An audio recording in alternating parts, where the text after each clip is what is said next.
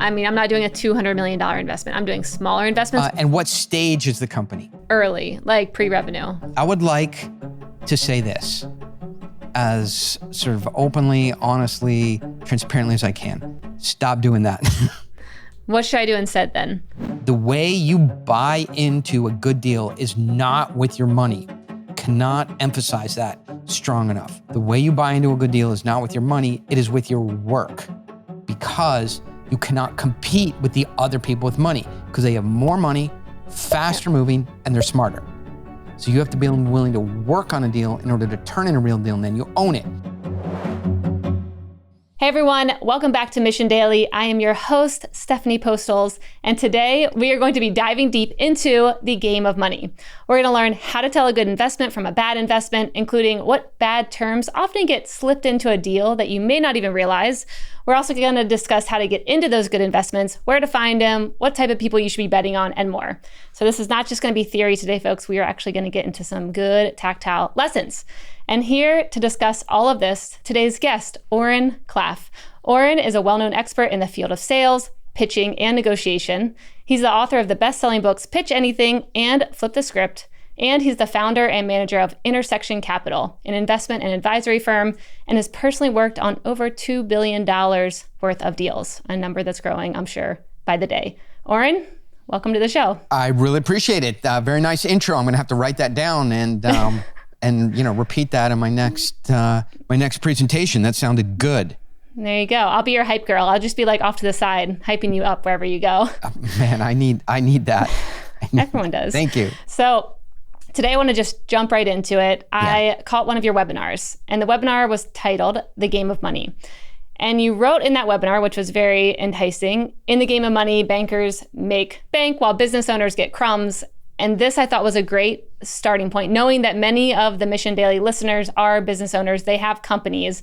And so when I saw that line, I'm like, ooh, catchy, and tell me more, if we can start there. Well, great. So if money is a game, right, which I think we can agree, and it feels like as you're coming up through entrepreneurialism or you're coming up through your executive journey or you're trying to get something started, it doesn't as much feel like a game as it does feel life and death. But eventually you get something going and it becomes a game, right? And so most people equate the game of money with the game of business. Mm-hmm. And the game of business is different. And that's the game that most people are playing. Give you an example. So the game of business is like, I have a product and service. Then inside that product or service, I have a gross margin. If I sell, SaaS software, or I sell something, protein powder on Amazon, then I have a gross margin, but I have to acquire customers, right, with what's left over. So I have 50% gross margin, and now I have money to acquire customers, and then hopefully, I have to do customer service, and I have to have some infrastructure. Hopefully something is left over, and then I reinvest that and get better products and services, hopefully more gross margin. Eventually, if you think about like Rogue Fitness, you just start to be well known. You don't have to acquire customers. They find out about you because you're big enough, you have a good reputation, and your cost of acquiring a customer is less, your gross margin goes up, you get cheaper products and services because you scale, and you're playing the game of business. And you're scaling, and it's fun eventually, if you stick to it. Eventually. Everybody then, as they become successful in the game of business, has to then bump into the game of money, finance. So they want to buy another company, they want to buy more inventory, they want to open a building, they want to invest in technology, and that requires money. And then now you have to talk to investors, you have to talk to bankers, you have to get an audit, you have to get a finance firm, and now you're in the game of money, which, as I said, plays by different rules, players you don't even recognize, on a different game board by different rules in the game of business. And the best players are the bankers who have cheat codes. Then I want to sort of dig into that, and I'll turn it back over to you. I have been in the banking business for the last 15 years. I have seen, and now I've been in the position where an entrepreneur, I don't want this to sound bad, but it does sound bad. There's no way to make this sound good. I'll just kind of, an entrepreneur works on a company for 10 years, 7 years, 12 years, right? Playing the game of business, and he might do some light finance or have a couple investors, but now he needs real money. And then he'll move to the game of finance. So we'll come in, so he'll have worked with this 7 days a week, 10 hours a day for 10 years, the entrepreneurial grind and get it somewhere. Whether it's $10 million of revenue, $30 million of revenue, $80 million of revenue, $1 million revenue. Just everybody has a different journey, which is fine. But now he wants to do something in the game of money. So I'll come in and a deal that he's worked on for 10 years, I'll work on for 30% of my time, 20% of my time for 6 months, and I'll make as much or more money in a short period of time than that entrepreneur will over 10 years. Let that sink in.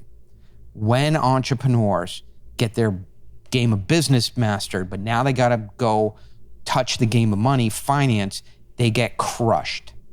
Why is the question. We can try and answer that here. I know this isn't a webinar and like we could talk a little bit. No, this is my first question was why? Why is that the case? Because that just seems, I mean, it is an interesting new game to get into and have to figure it out, but I'm also like, why is it so hard? And it opens up a lot of questions of what else you can do instead. I want to answer this in a funny way. We do an event here about once a month, right? And I have a pretty big... Where's here? Where are you? Oh, I'm in Southern California, south of Los Angeles, in Carlsbad. We got a 10,000 square foot facility. You know, if I hit... Oh, wow. Look at that setup. Okay, Yeah, for anyone who cannot see, Oren just switched the view so I can see his entire studio with some other fancy car also in the background, whatever that is. So I got a 10,000 square foot facility with $2 million of audio, video, cameras, and we do an event here once a month for investors and deals. We've raised, $15, $20 million this year in the hardest period to raise money, in the last 5 years. And so we'll have an event. I've been doing deals for 15 years. Every time I close a deal, I buy as a deal trophy, a car or motorcycle. I'm 17 times older than you, and I have a lot of cars and motorcycles. I didn't, just go out and buy them in one day. So I've built this big collection up. When we have an event here, the collection has to go, outside. So it kind of surrounds the building. So I have, $1 million of cars sitting outside. And then we have cones in the rest of the spots. So I'll pull out, or somebody will pull out and leave one spot. $1 million of cars and cones and an event, red carpet, everything. It looks like an event. I leave one spot open. Somebody will pull up and park their piece of 1986 Jetta, right, with the bumper hanging off, like there, right, and they'll come in, and so I'm always like, hey man, who's driving the Jetta? And I'm like, what are you doing? Like, why, right? You just see like all of this, and it's obviously like a parking spot. We just walk and you park, right? And so the answer is why. It's the same. The answer to why people do that is the same answer to why do entrepreneurs get the rope wrapped around the propeller when they try and move from business to finance. The answer is people. People just are looking for the shortest, easiest, non-disciplined, ego-filled, I can do anything, I can solve any problem, and I can do anything, go for it attitude that entrepreneurs have. And finance is not an area where you can just jump in with your entrepreneurial marketing, sales, zeal, zest, go-get-emism, and succeed. There are firms called Goldman Sachs, JP Morgan, Bank of America, Lazard, 350 investment banks, right? If you could just any day of the week go, hey, I can do your job as well as you do, there would be no such thing as a public investment bank, or JP Morgan, couldn't wake up in the morning and run their business. If you and I could, you could just wake up and go, I'm an investment banker today. Let's do this thing. You couldn't wake up and be a surgeon. You couldn't be a trader of commodities in emerging markets. You probably couldn't be a truck driver. Have you ever seen them back these trucks in? Have you seen these videos where they like back a truck in one take? I cannot back my car up into a spot in one take, right? There's lots of things you can't do, but entrepreneurs say to themselves, fuck it. How hard can this really be? What did these idiots know that I don't know? Everything is upside down in the universe of banking from entrepreneurialism, because you cannot, sales does not work in money and finance. You cannot sell a deal. Tell you, and so I'll land it here. If I'm a plumber, I'm a roofer, right? You call me up and you go, my plumbing is broken. I need quotes. My driveway needs to be repaved. I need a quote. You have a problem. So I'm selling you something into a problem. When you are trying to work with money Money does not have a problem. It's just sitting there. It is looking to position itself inside of deals. So you cannot sell or market to money. You can only attract it. Mm-hmm. And this is where it all goes wrong. This is the edge of the spear, is where entrepreneurs jump into finance, or the world of money, the game of money, using marketing and sales. And that is anathema, or that is shark repellent. That is, it is a signal to everyone in the capital markets, I'm an outsider and I don't know how this works. So if you want to summarize it, it is a game of insiders versus outsiders. And entrepreneurs who jump over to try and deal with money signal that they're an outsider, and the money business is very insular. And there's rules of the game. And if you don't play by the rules, you get the absolute worst deals. You don't get in the rooms, and very likely you don't get money at all. So there's a lot there to process, but I tried to say it a couple different ways, even using the Jetta example. But does that in any way make sense as you're sort of starting to lower yourself into this topic? Yeah, I mean, I have a lot of questions. So when thinking about this, I definitely hear, okay, if you're, I'm an entrepreneur, founder, I have these companies. If I want to start raising money, I hear it. You might not just want to jump in and, start trying to do it on your own. You probably need support. I want to hear why, like, what are some examples? Do you have some case studies of companies where you're like, here's a well-known company that they did this, and here's what happened and why? A lot of these companies are private, but and they just don't love having their details. But I have a very good colleague of mine, Dave Ferreira, who had a med tech company some years ago in Irvine. He had a lab, and he made aneurysm coils in a lab in Irvine, right? Very advanced science, sort of med tech, high technology deal. And some companies started getting interested in buying him. And he's like, hey, exactly the story we just talked about. I'm a good entrepreneur. I'm a good sales guy. I've grown businesses before. I've been on teams. So as they got interest from outside companies, he's like, I can handle this, right? Mm-hmm. And so the first company that came in, he negotiated with them. They got the deal done. They got a deal papered, and it fell apart at 11 hours and 59 minutes, which, by the way, deals don't fall apart at 10 hours. Why would they? Right? You don't get in I don't know what sports you follow, right? But the football game, they're not like, hey, it's the third quarter. Let's just wrap the game up. It doesn't look good. They play the whole game. Mm-hmm. So if an acquirer is trying to acquire you, right, and the game, the deadline isn't there, they're going to keep pushing. So deals fall apart at 11 hours and 59 minutes, not another. Everyone's like, oh my God, as if it's a surprise, like the deal fell apart at the last minute. By definition, that's when deals fall apart, is the last minute. So he comes and says the deal fell apart at the last minute. I'm like, Dave, let me take this over for you. We do this professionally, right? This is Mickey Mouse, the way you're doing it.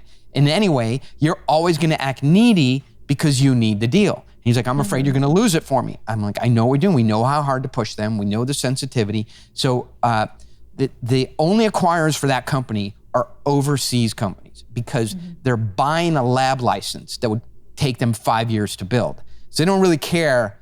So he's got ego wrapped in, but they don't really care about the product and the company and the things they make. They care about the lab license. That's extreme. That's a $40 million value to them. An American company is already here, boots on the ground, and it's easier for them to grow a license. So another company comes in overseas, right? And they go the same thing. Surprisingly, it fell apart at the 11 hours and 59 minutes. I'm like, Dave, here's all the things that you were acting needy. You negotiated at the last minute. They didn't take you at your word, and you didn't give them certainty that the deal was actually going to appear. They renegotiated, and it fell apart. All right, and so you weren't aggressive enough early enough. You were sweet, saccharine, sugary, cloying, to kind of draw them into a deal, and then eventually they just said, I'm out. And he said, there's only one more company in the world, a French company, that can buy us.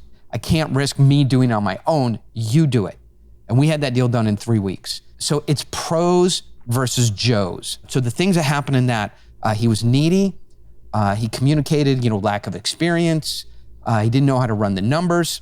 I have another company that's a perfect example. A venture group had been in a deal for 7 years. And they have a put at 7 years, and they're like a couple months away from the put. The put allows them to sell the company at whatever price in order to recoup their investment. And they were at odds with management. And so they're like, we're done with management. We're just going to, when our put kicks, we're just going to sell the company. Let's say the company's worth $50 million and their put is for $10 million, right? So they're going to sell a $50 million company for $10 million because they can, right? They don't care because anything they sell above $10 million doesn't go to them, doesn't inure to them or revert to them. So they're just going to sell it in order to get what they're legally permitted to get, and anything above that, they don't care. So you're about to dispose of a $50 million asset for $10 million just to pay back some angry venture capitalists.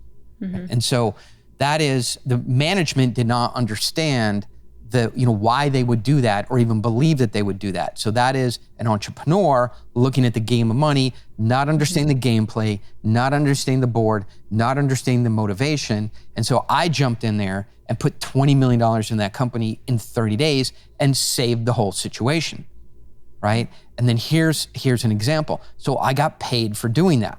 At the end of the day, the entrepreneur is like, I'm not happy or didn't want to pay, didn't want to complete the payment. We had to force payment. What did you do? You made a couple phone calls, right? So the entrepreneurs and business people don't even respect, they look at that $20 million and they say, hey, for $20 million in our business, that's 2 years of work or 3 years of work, grinding on the turnstile, forehead to the grindstone, blood, sweat, and tears, knuckles bloody, right? You just made a phone call, right? Did lots of other business in 30 days, got $20 million in and got paid, as much or more than we did. And so they don't respect that. So if you don't respect the game, you don't understand the game, you don't know the players in the game, you don't know the rules of the game, you don't understand the game mechanics, you don't even know how to recognize who the best players are, how can you play the game of money? Are you trying to teach entrepreneurs this, or are you just recommending they hire someone? Like, I'm thinking, should I even learn? It feels like it's all, and I have a finance background. I managed $1 billion at Google. I had and I was about to go to actually like a Wall Street firm when I first got out of college and decided not to. And I also know I don't really want to be in that space, and I'm not trying to learn that. So are you recommending that there's a certain portion of like getting educated and just hiring someone, or what are you proposing? I am proposing awareness. So, okay. These things, so from your experience at Google and from managing capital, like I will take a lifeline here, please. Do these things, does this syncopate and resonate with your experiences in the difference between entrepreneurs and finance people? Oh, is it like how you're saying entrepreneurs are going to use the same things that they know to do well? Well, when it comes to in finance, your experience in finance, like, do you see the same air gap between people who are running a business and then they walk into money and there is lots of, I would say, stress, anxiety, and missed opportunities? Yeah. I view it as like they're very separate. Yeah. I mean, they're very separate lines of business. And if you're in finance, like, you don't have as much empathy for, I need this budget, or I'm starting this thing. It's like, okay, and I'm looking at the bigger picture and the 10-year plan, and I'm comparing it against other, billion-dollar pursuits. And like, you don't have that same entrepreneurial drive when you're in finance, just looking at the numbers perspective. The emotions don't need to be there. As an entrepreneur, like your story, your emotions, that really works. The emotional intelligence, the connections you have with people, all of that's super necessary. And the best founders are the ones who probably are the best connectors as well. In finance, you probably just are the one who can see the biggest, like the big picture, while zooming into the details and being able to act quickly without having to go into all the details, because the bigger picture and the game that is at play. As in, I know these 5 other teams are competing for money, so I don't need to look at all of your details behind your, projections, because I already know these 3, look like they're going to be more profitable. So yeah, it is 2 very separate things, and to jump between them, yeah. Here's an example that I think and I'll get to your question, like, what am I proposing, right? I am proposing the lack of misery in your life. That is what I'm proposing. Great. Right. Sign me up. Less misery. Exactly. Sounds good. Where do you get that? Everywhere and nowhere. That's where you get it. I would love everybody listening within the sound of our voices to look at a company called Frank. Frank was acquired by JP Morgan for something like $140 million, right? And they sold themselves by reverse engineering everything that JP Morgan expected to get in a deal they didn't have, but they made it, right? So there's this docking mechanism between the Apollo space station and the Soyuz space station. And we agree those things are moving, 140,000 miles an hour, right? And they have to very slowly approach each other.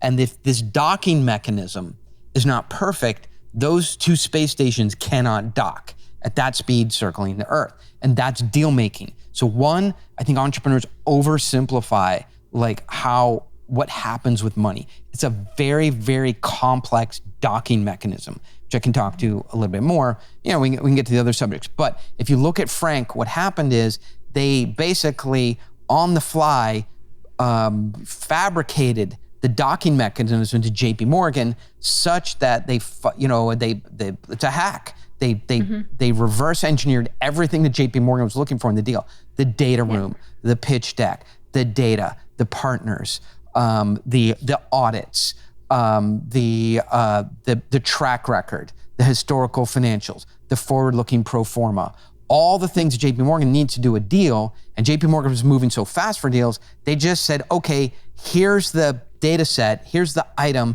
and they checked off the boxes and did the deal.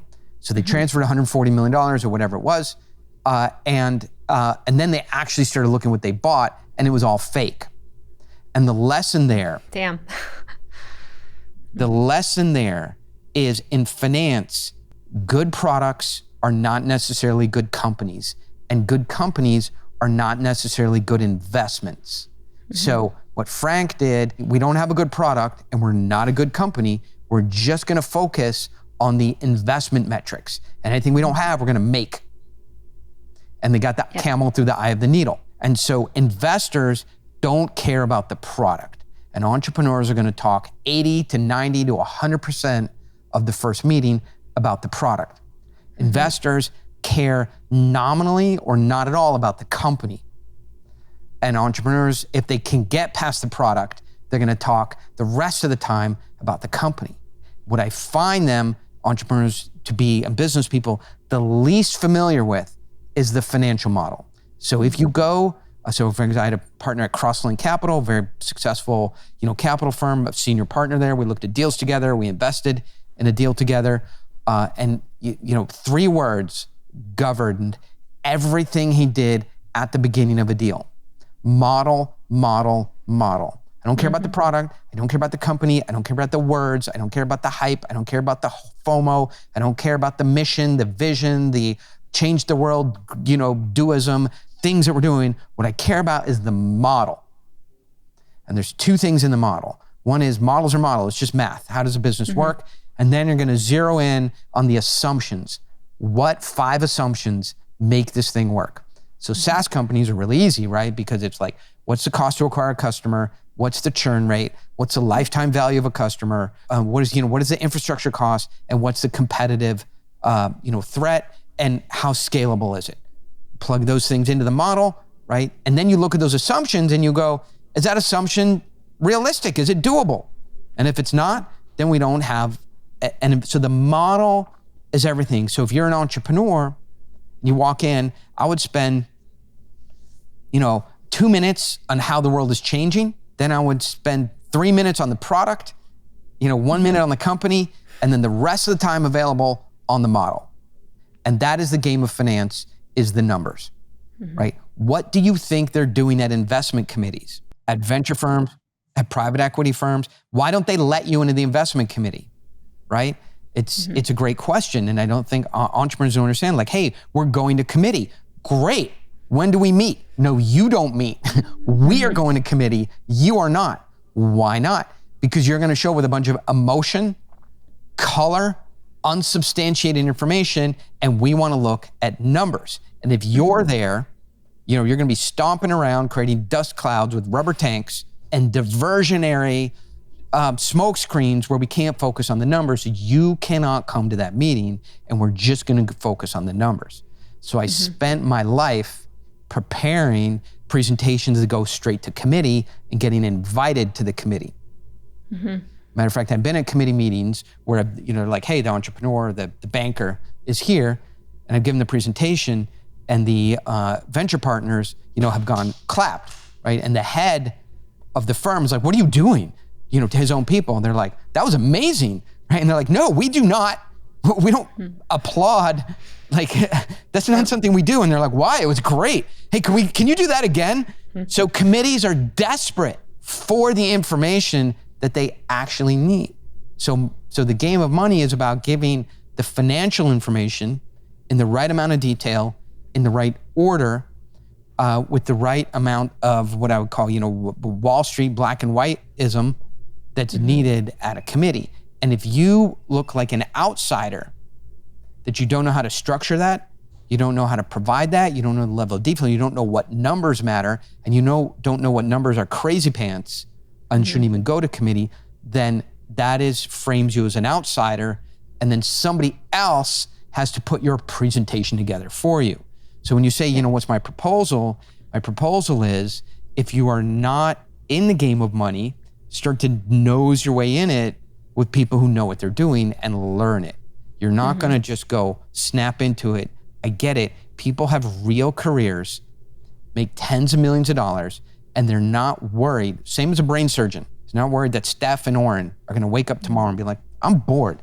Like, let's get in this brain surgery shit, right? I don't know, you look at some YouTube videos, I'll look at the medical manuals, let's meet down at Starbucks, right? Yeah, this sounds like something I would do. I mean, so obviously I'm an entrepreneur, so of course I'm like, how can we just skip past some of these details? And my thought is the world we're in today, can't we it's probably a simple sheet, answer some questions, show me your 5 assumptions of how you're thinking about this company, fill in these numbers, you should probably know these things.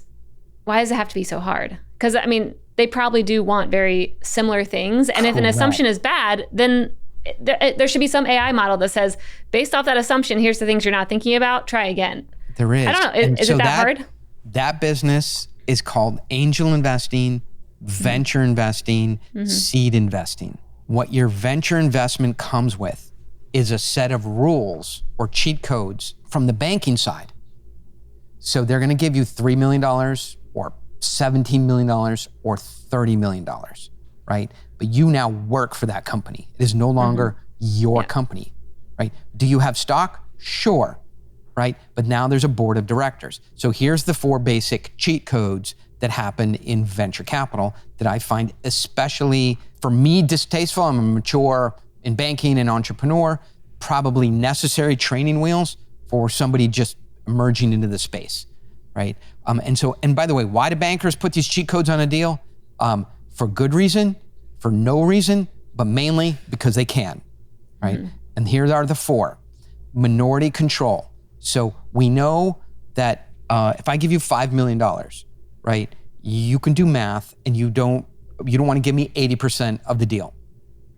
But I want 80% of the deal. So I'm gonna put in provisions that I can control the deal from the minority position. So you keep 80 and I get 20, but I control the deal from the 20%.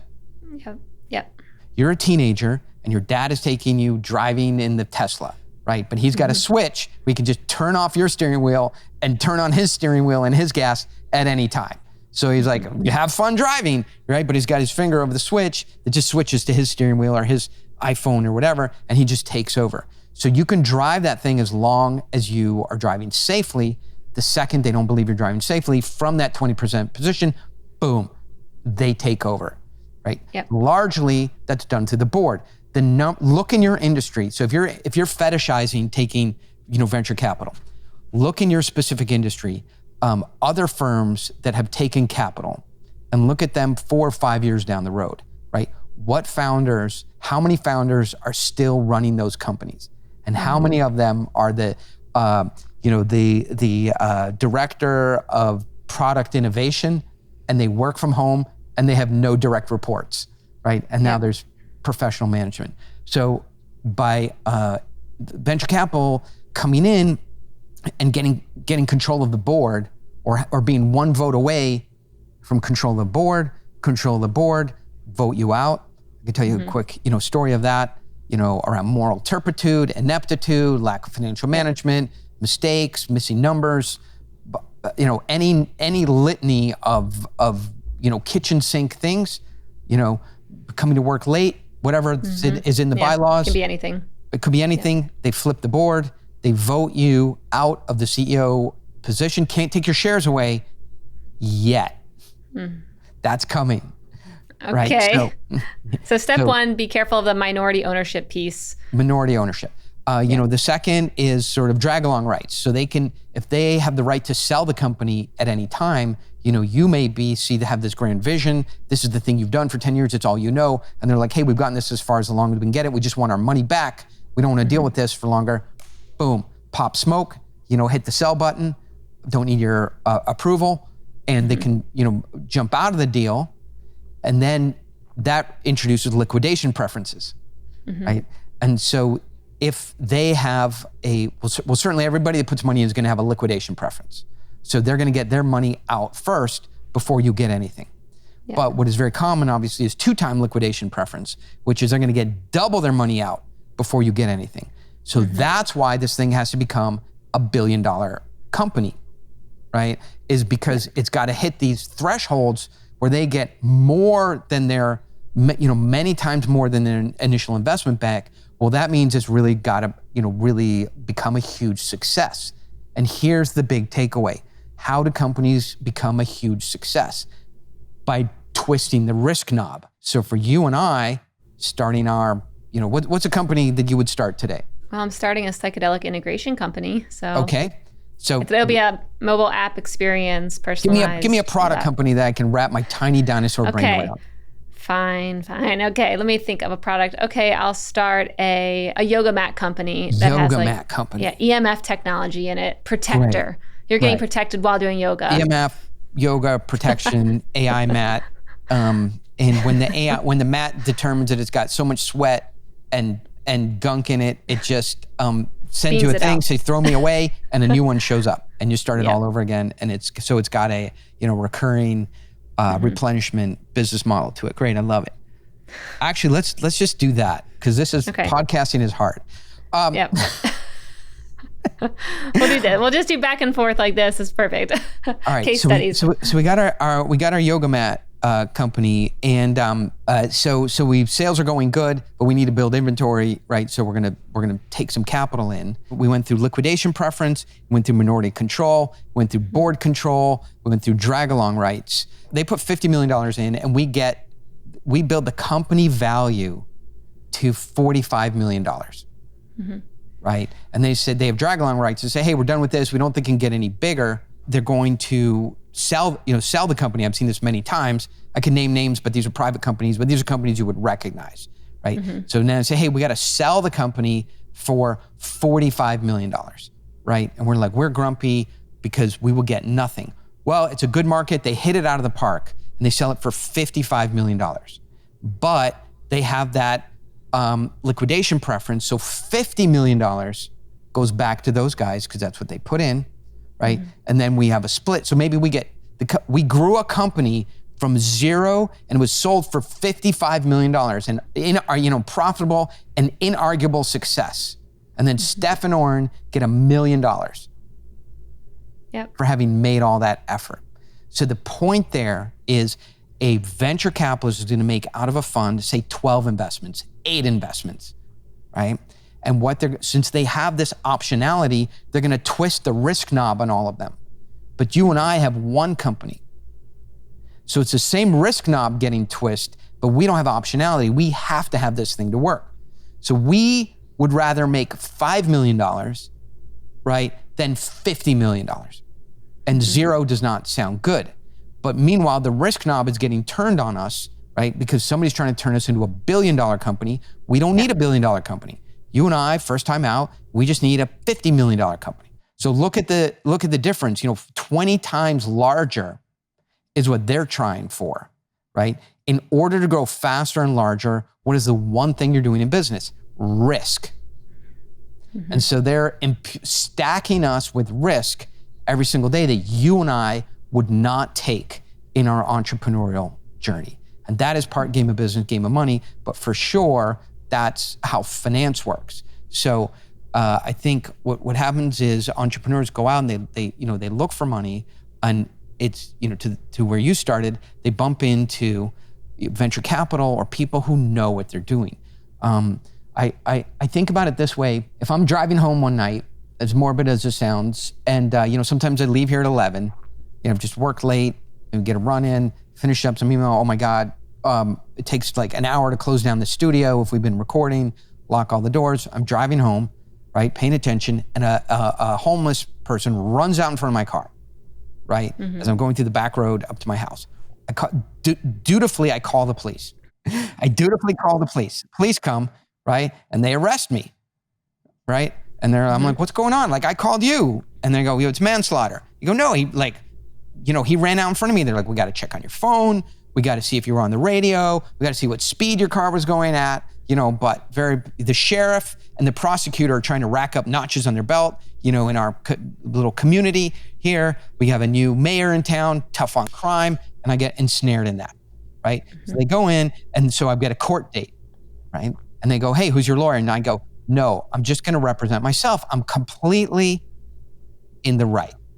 I was not speeding, not on my phone. I was not listening to the radio. I had, 3 and 6 o'clock. I was looking out the front window, and this guy just popped out of nowhere, right? I'm completely in the right. And then they're going to go, son, you're going to go to jail, right? You can't just represent yourself in court. It doesn't work. The court is a thing. You have to know how to navigate, and things mean things, and all these things. So, we can't say it enough times, like, finance. So there's ways to navigate finance. When it comes to the world of getting investments right now, I think a lot of founders, entrepreneurs are very well aware that the venture capital space, like many entrepreneurs have gotten taken advantage of. Many of them ended up, not having any success with their company, even if their company did well. Like, there's so many stories out there that people are aware of. And at least here in Austin, where I'm at, I see a shift of people being like, I don't really want those kind of investors. I don't want to work with the VCs who are putting that in there. And people looking to find more aligned investors who aren't trying to screw over the entrepreneurs. So tell me more about this, because I'm like, just don't pick those investors anymore. So we were on a call yesterday with 15 or 20 investors. All right, I have a deal. I have a live deal that is, I'm growing $1 billion asset. We're targeting to take it public in April of 2026. Next year we'll do $40-50 million in revenue at 20-25% profit. The year after that we'll do $75-80 million. We top it out at $150 million the year after. We're 2 years ahead of plan. Like, a really nice deal, a 4x return, which is a 34% IRR. Management team has just done this before. I'm financing the company. I've been in it before. I got $1 million of my own money in it. I've been in the deal for 4 years. Like, it's de-risked, and we've been built. It's a factory that runs on a high technology. Our partner is the only company in the world that has a technology. Like, check, de-risk. Tons of capital in it. Tons of capital coming in. Very nice deal. So I'm on a call yesterday and talking to investors who saw the presentation, and heard a lot of things that we talked about how you can invest in what you want and what you don't want. And so I hear, so there's 25 people on a Zoom, which is a couple screens, and I hear, what's your technology moat? And I'm like, okay, who's the pretend venture capitalist here, right? Like, hey man, is what you're saying, like, you're concerned about the value of our intellectual property and what the barriers to entry, the intellectual property we have, provides us as we shift from the private market to the public market? Or are you just going down a list of questions that some venture capitalist blog told you to ask about a deal? Right? He's like, well, I'm really concerned about, if you've got, a technology moat. It's not a pure technology deal. Right? It relies on technology, but it relies on a change in the market and a new technology being introduced. But we're building IP. We have not, built IP over, like, what other venture capital questions do you have? He's like, well, I'm concerned, like, do you know the right kind of ERP system? I go, man, you're out. Yeah. He goes, what do you mean? I go, you're out. Welcome to tribal council. Hold your torch out. council has spoken, you're off the island. And so no investor gets talked to like that, right? If I go, listen, I have 150 investors in the deal, and I don't want to be rude or mean or caustic, but you are not a fit for our investor community who are grateful to be wheeled into this opportunity, alongside us as we convert from pre-revenue to revenue, and as we convert from private market to public market, and as we have de-risked, and they're thankful. And you're here grinding away on technology mode, which is a non-issue. And so I don't think our people are gonna like you because you sound like an ankle biter. And so the reason I explain that, entrepreneurs and companies tend to think of all money as good money. The amount of toxicity that an investor can bring with them is measured by infinity. You take the wrong investor in your deal, and you can move from easy street to Hell Island, and no boats come to Hell Island to rescue you. Yep. And until you have lived that reality, it all seems, fat-free donuts. So you have to really say, is this investor a fit for the ethos of what we're doing? Because if we miss one step, have one misstep, we say one thing wrong, a competitor we didn't know about blossoms up out of nowhere, right? We get one thing of resistance, or they just have something going on in their life, where they want to bring that anxiety to us, they will. And so we have an investor community that we bring people here. So our partners in Italy, right? We try and get every single investor to fly to Italy with us. We run a trip almost every other month to Italy so they can meet the technology, and they can see the process, and they can meet the founders of the technology. But more importantly, they can spend time with us. They can meet the other investors and feel like being part of something, because that's going to create a Praetorian Guard. So you have a group of investors. Are they part of, you have a fund and they're investing in your fund that's then investing into companies? Is that? So this deal is so large that it acts like a fund on its own. It's $200 million overall. Yep. And so it's big enough. The issue is it's not inside my fund because I cannot put other deals like this. I don't have other deals like this. It's like a kind of deal you find every 10 years. How do you find deals like this? Tell me more about how you identify investments, because we haven't talked a lot about that. Great. How do you identify investment? You get on LinkedIn and you wait. Man. Yes. I feel like if I think about investments, I feel like I'm so different than probably these many other investors, because I use intuition to guide me with this feels right. This founder feels like they're going to, stick in it. They've done something like this before. But it's really feeling into them and seeing, do they have the capability to do it? Do they have the ability to find the right people? How is it performing? So it's... For what check size are you talking about? Smaller though. I mean, I'm not doing a $200 million investment. I'm doing smaller investments, which actually mean I probably care more. And what stage is the company? Early, pre-revenue. So what's the valuation of these kinds of companies? They probably were a $15 million valuation. Okay. So I would like to say this as sort of openly, honestly, transparently as I can. Stop doing that. What should I do instead then? All right. Number one, I want a product that is established, that do not has to go find a market, is not looking for product market fit. And so, most of venture, most of angel, most of early private equity is sort of just wiped off the map for me. I want a product that people, the Honest Company with Jessica Alba, people, guess what people do? They buy soap, right? Great. So I want a product that is easy to understand. Number two, I want to see traction. So the kinds of things you would see in this kind of company, because it's a product company and it's something that's been done before. Because remember, AI, if it hasn't been done before successfully or profitably, it's going to live in the valley of death. My family money has an 18 to 36 month timeline. Once I put it out, I want it to come back with friends in a short period of time. I cannot send it. So I just don't feel like you can send money with 4-year-olds. Yeah. Send money out for 10 years. Because guess what a 4-year-old turns into? A 14-year-old.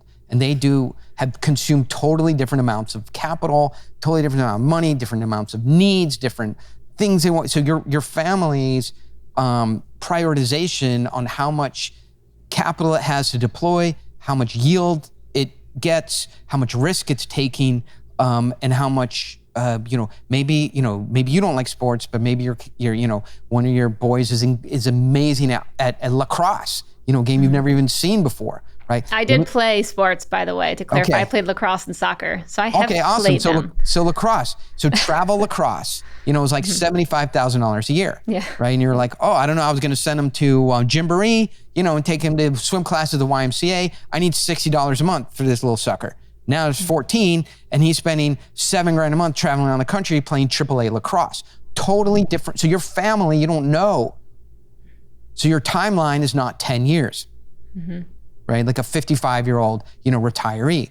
And so my family is changing very dynamically. We live in Southern California. It's super expensive. The things we want to do are changing. We don't have a 5-year, 10-year time horizon. We have a 3-year time horizon. So I want to see traction, either capital appreciation, valuation appreciation, revenue appreciation, ideally income increasing, so I can see this asset increasing in value. I want to, and I think about it not as an investment. I think about it as a trade. I want to trade in, right? So I know Michael Jordan is going to be this incredible player. I get analyst reports on him and everything. I'm trading into a Michael Jordan rookie card because I know this player is going to be incredible, right?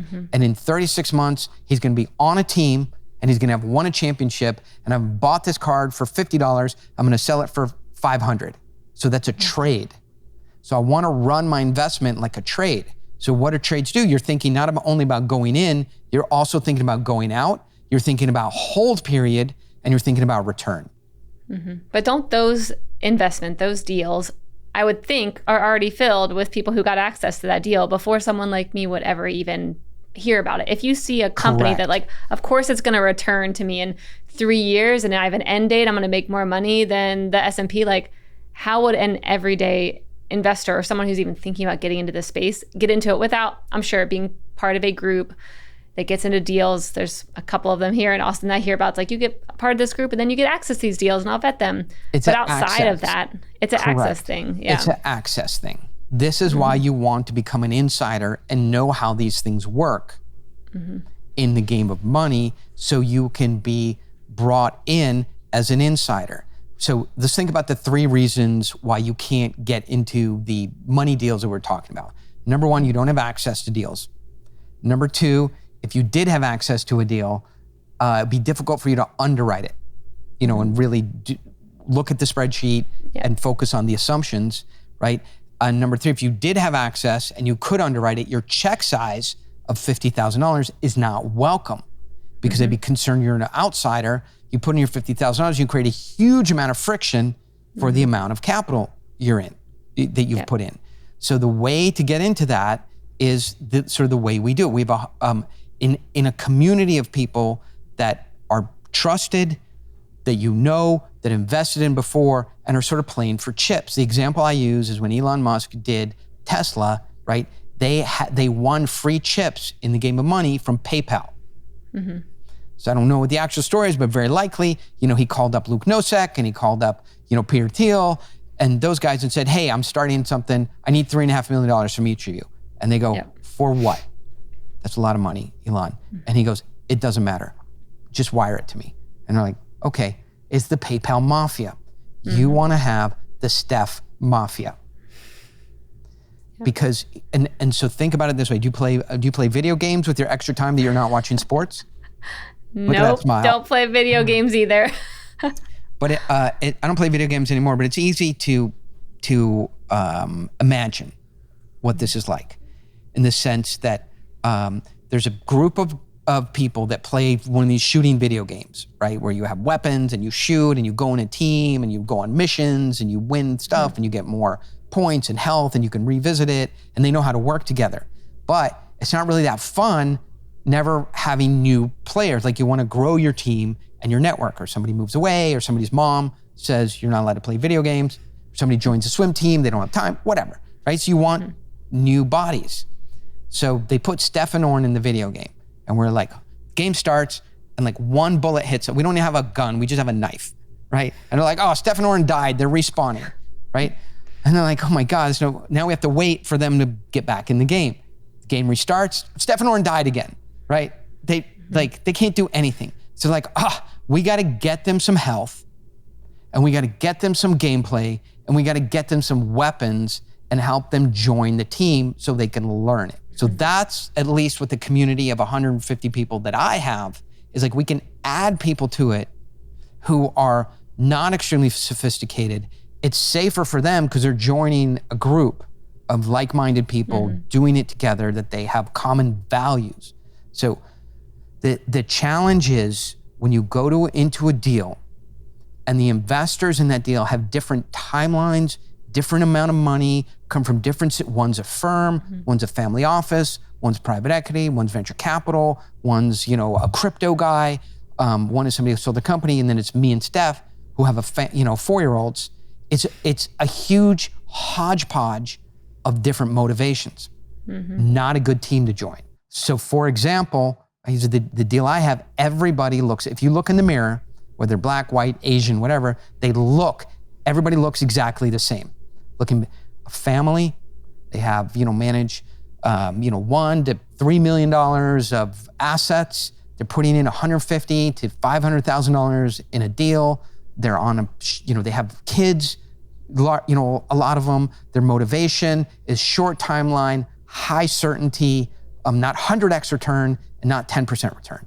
Something 25, 30% return in it, where they're not 100% alone doing diligence, doing access, getting information, and being together. And they want to come in at a level that they're comfortable with in a high certainty deal.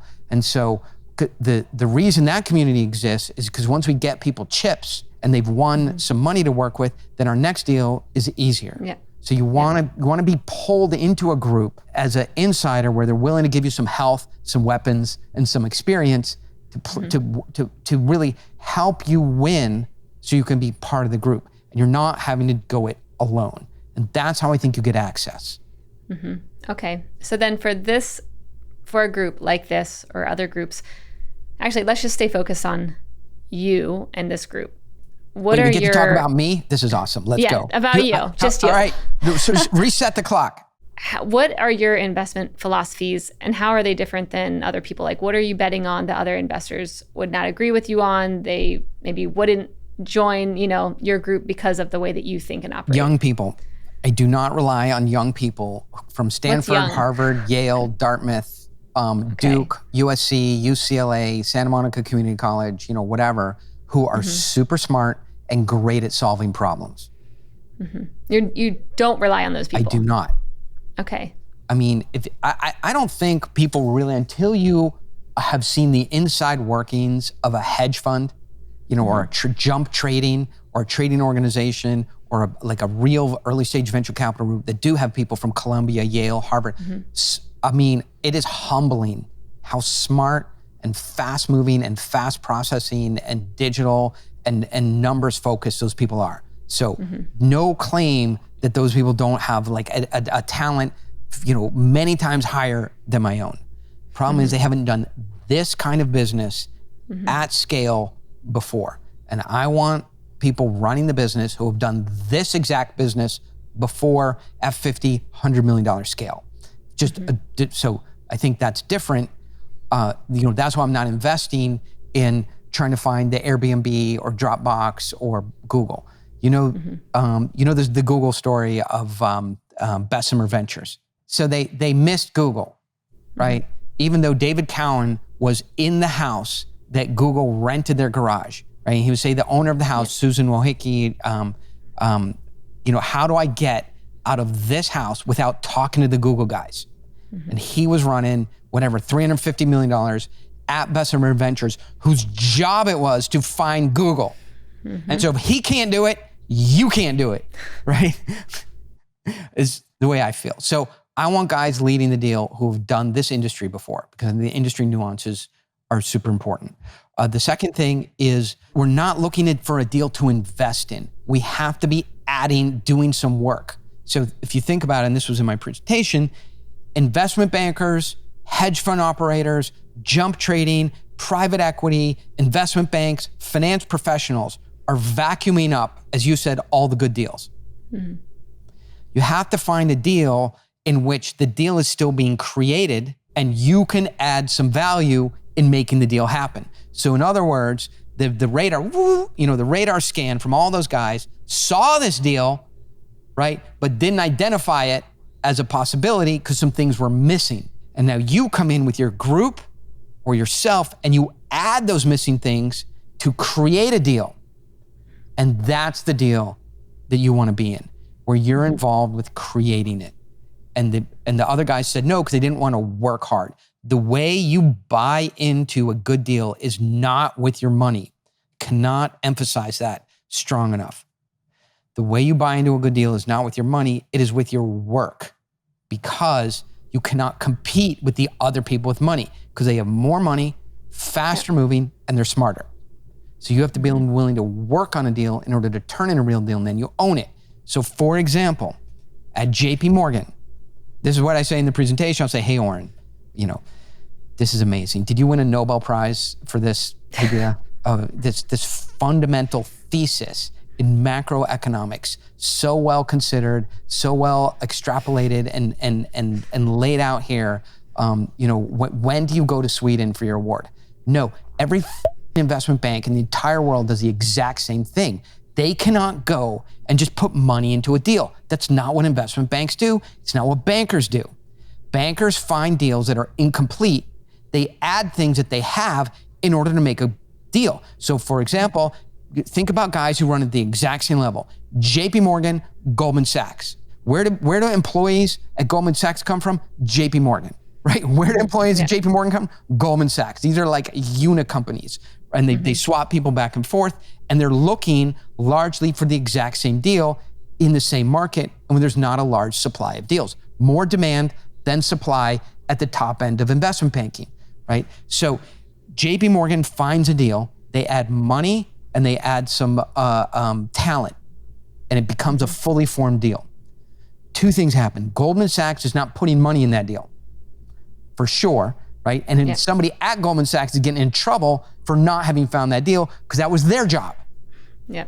Bankers do not put money, in a deal that was created by another bank any more than Target buys toothpaste from Costco in order to sell it. They have their own supply chain. And so you are don't have a business model for your money any different than JP Morgan. It's just the sizing is different. So you're running the Oren Klaff Nobel Prize winning economic theory of if I'm not involved in making the deal, right, or I'm adding value to it, it's a deal that fell out of the ugly tree, hit every branch on the way down, and landed on the sidewalk. And then I walked along being like, oh, look at this great deal, right? There's so many people above you that looked at that thing and said no to just adding money. So you should not just add money at $50,000. You should say, I'm adding money and something that's going to make this deal unique and turn it into a real deal. That's how real investing is done.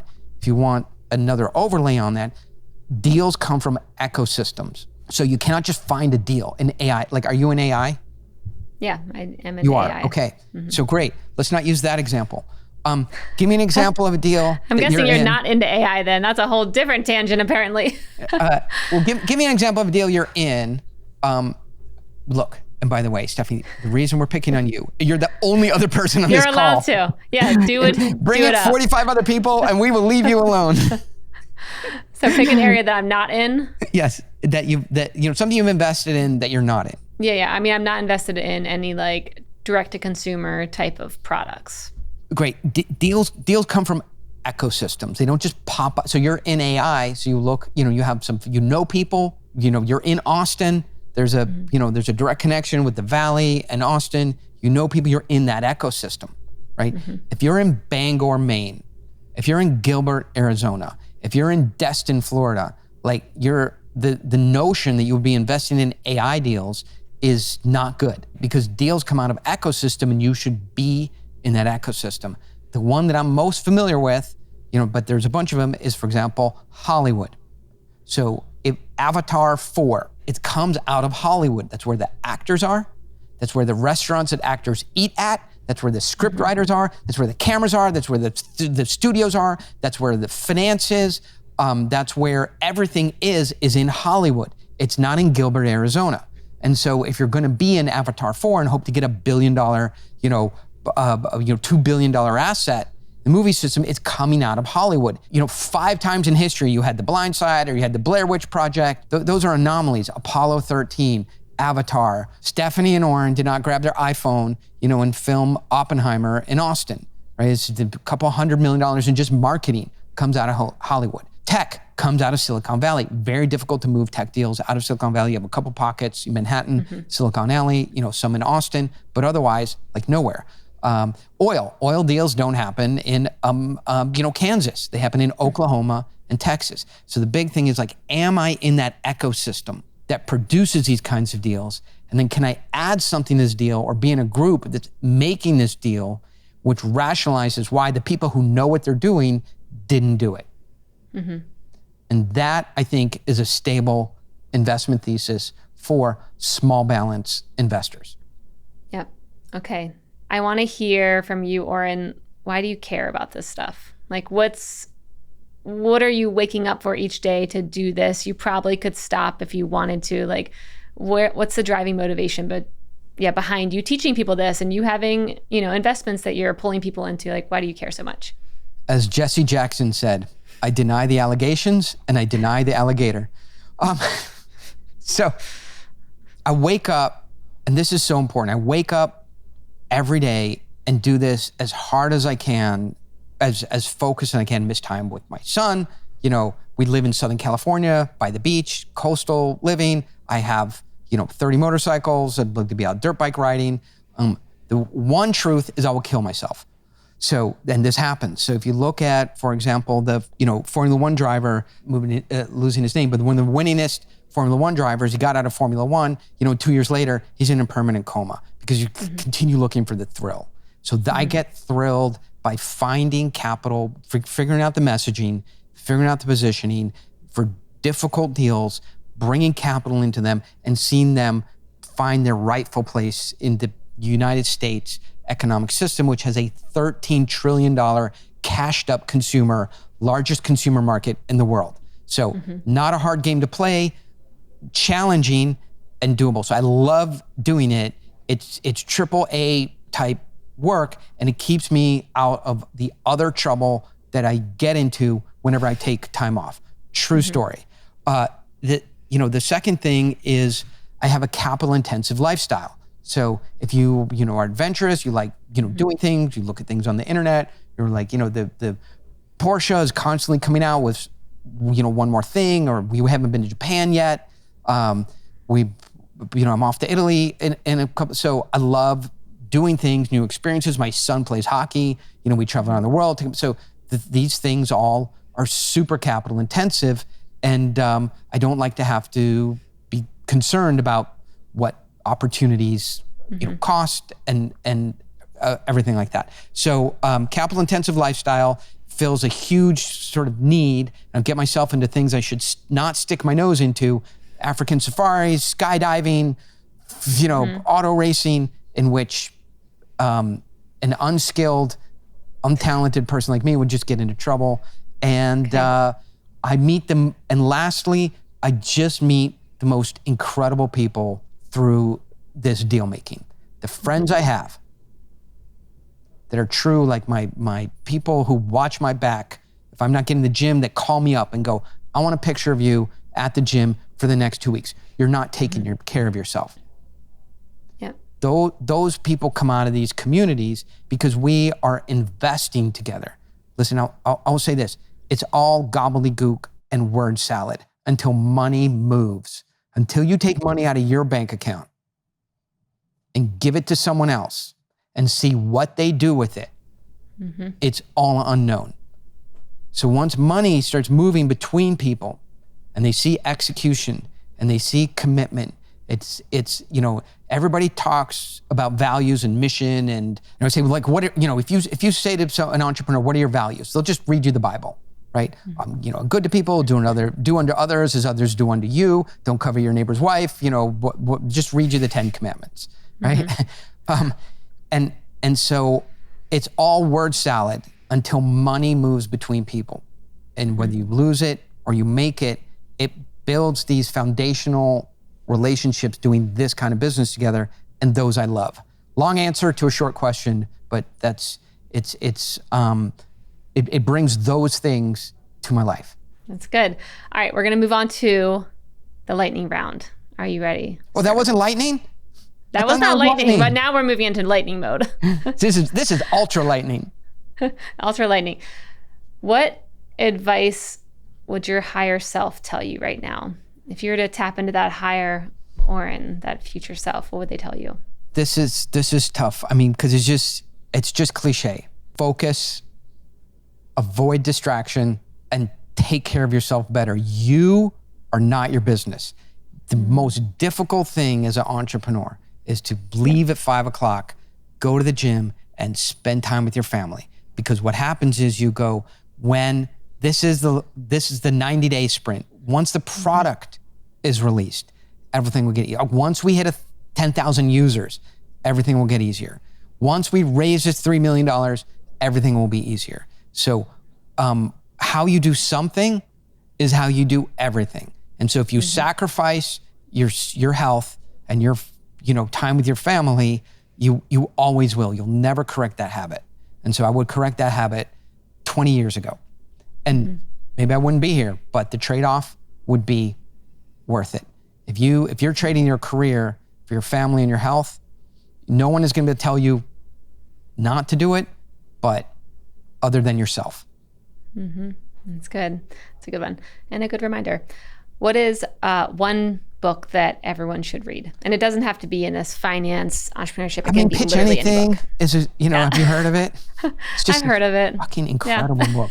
Like the emotion, you laugh, you cry, the richness of the writing. It's like, it's almost like the author was synthesizing or channeling Marcus Aurelius, Epictetus, the Shakespearean writers of our time and ages. It's just an incredible piece of work. I hope that you write your own foreword to your books like that. Yes. This is channeled wisdom from Marcus Aurelius. I think my next foreword is going to be, I've seen the enemy and he is I. Okay. Any other books that come to mind? Yes. Competitive Advantage by Michael Porter from Harvard Business School. If you haven't read that, then you don't understand sort of the macro levers that control markets 10 years ago, 20 years ago, 20 years from now. Yep. Okay. That is a good one as well. AI, yes or no? Is it hyped, overhyped, underhyped? So if you're an intern looking, or somebody emerging from an Ivy League school, hoping to get a white collar job in an investment bank, you're hoping AI just goes away. That stuff is amazing. AI is, in the business we're in, as it gets a little bit better, it's going to be everything. I agree. Okay. What about what's your favorite activity that you do with your son together? May not sound particularly humble, but I said I have a capital intensive lifestyle. So I built a hockey rink attached to our house so he could get more hockey practice. Because we're in Southern California, it's hard to get ice time. So I love going out on our hockey rink that I built.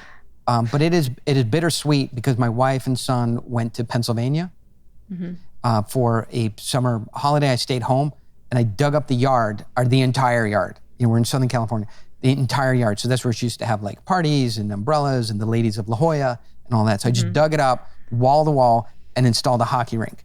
I didn't really think it through that well, but it's not something you can talk about or ask permission.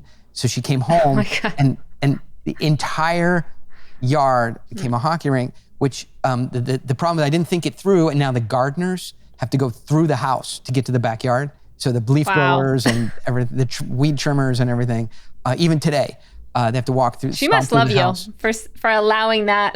No, she doesn't love me. Oh, he does. Yeah, he does. She doesn't. Yeah. But this, do you do therapy as well? Because that would be fantastic. I do all the things. Yeah. So my favorite thing is to get out on the rink and help him develop his tiny little pea brain to understand hockey just a little bit better. Okay, that is a good one. Tell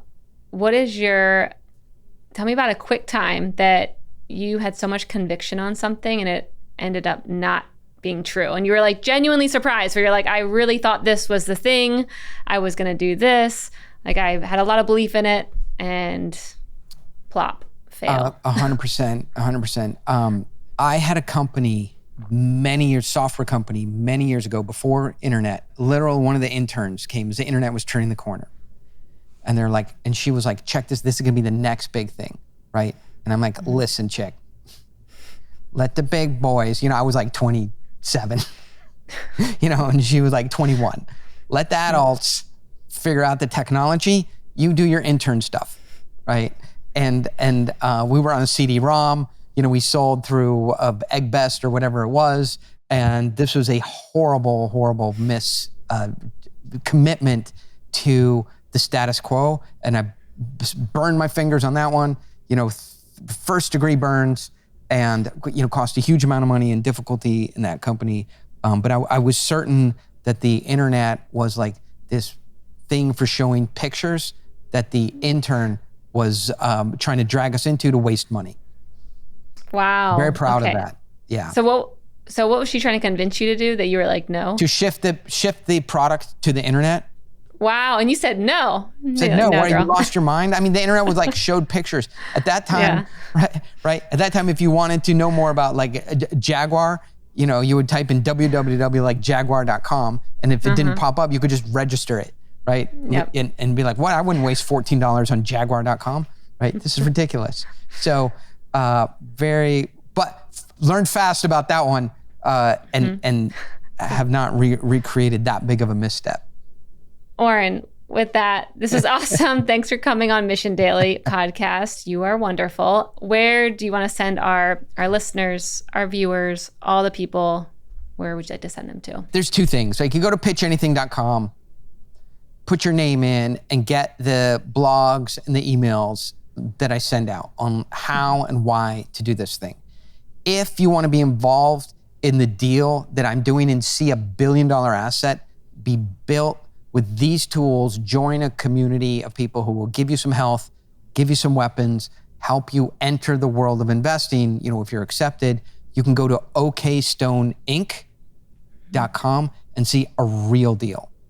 Okay, I'll check it out. Thank you, Oren.